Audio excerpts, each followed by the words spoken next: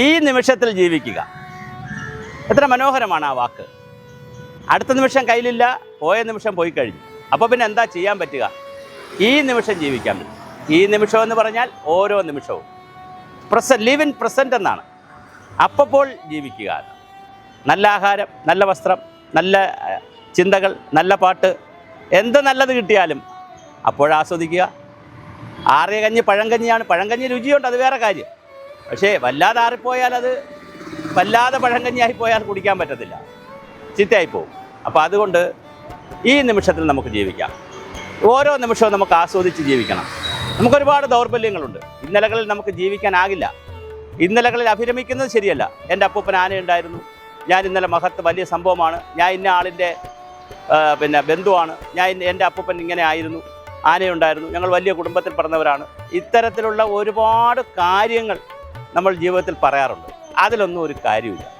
ഈ നിമിഷത്തിൽ സുഖമായി ജീവിക്കുക. ഓരോ നിമിഷവും ആസ്വദിക്കുന്നതിനെക്കുറിച്ച് ആലോചിക്കുക. ചിലപ്പോൾ അത് ചിന്ത കൊണ്ടായിരിക്കും, ചിലപ്പോൾ ഒരു ഗാനം കേട്ടിട്ടായിരിക്കും, എഴുതിയിട്ടായിരിക്കും, ഭക്ഷണം കഴിച്ചിട്ടായിരിക്കും, യാത്ര, ഏത് നിമിഷത്തിൽ. അപ്പോൾ ഒരു ചോദ്യമുണ്ട്, തിരക്കിനിടയിൽ നമുക്ക് എങ്ങനെയാണ് ആസ്വദിക്കാൻ കഴിയുക? കണ്ടാസ്വദിക്കുക, അത് കേട്ടാസ്വദിക്കുക. ഇതൊന്നിനും കഴിഞ്ഞില്ലെങ്കിൽ ചിന്തിച്ച് ആസ്വദിക്കുക. നല്ല നല്ല ചിന്തകൾ മനസ്സിൽ കൊണ്ടുവരിക. അതിലൊരു ആസ്വാദ്യമുണ്ടെന്നേ.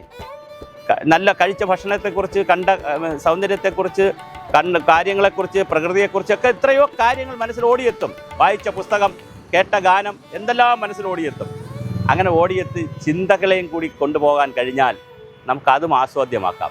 അപ്പോൾ എല്ലാം ഭൗതിക വസ്തുക്കൾ മാത്രം കൊണ്ടല്ല മനുഷ്യർ ആസ്വാദ്യമാക്കുന്നത്. മാനസിക തലവുമുണ്ട്.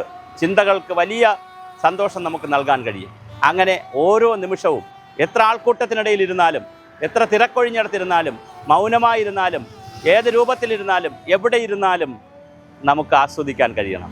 എല്ലാ ചിന്തകളെയും നമുക്ക് ആസ്വദിച്ച് കൊണ്ടുപോകാൻ പറ്റിയാൽ വളരെ മനോഹരമായി നമുക്ക് പോകാൻ കഴിയും.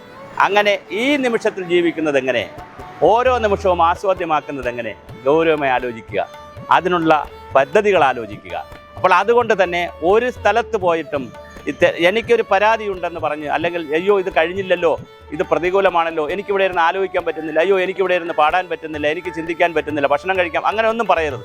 ഏത് സാഹചര്യത്തിലും ജീവിക്കാനും ഈ നിമിഷത്തിൽ ജീവിക്കുന്ന തത്വം പഠിച്ചു വച്ചാൽ വളരെ മനോഹരമായി എല്ലാ നിമിഷവും സുന്ദരമായി തന്നെ ജീവിക്കാം.